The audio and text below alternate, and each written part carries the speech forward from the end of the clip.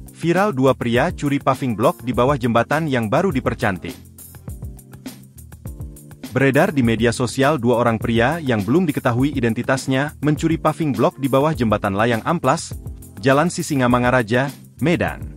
Dalam rekaman video, dua pria ini memiliki peran yang berbeda, yakni satu orang yang memakai kemeja mencongkel paving block dan satunya menunggu di atas sepeda motor. Setelah mencongkel, pria berkemeja lalu membawanya ke sepeda motor.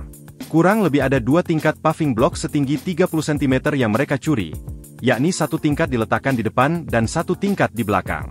Setelah mencuri, keduanya pun langsung meninggalkan lokasi tanpa rasa takut. Dilihat dari unggahan akun Instagram Kap Medan, pencurian material yang dibangun pemerintah ini terjadi pada Kamis 3 Oktober sekira pukul 22.40 waktu Indonesia Barat.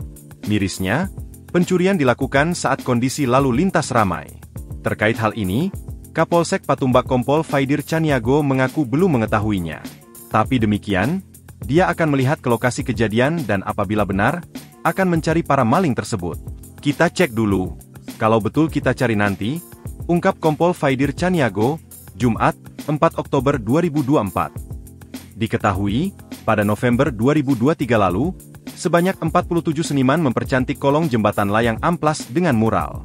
Setelah selesai, kolong jembatan layang yang awalnya kusam, gelap dan terkesan kumuh jadi terlihat rapi. Lokasi juga dihiasi lampu yang menyorot ke arah mural supaya terlihat keindahannya. Download Tribun X sekarang, menghadirkan lokal menjadi Indonesia.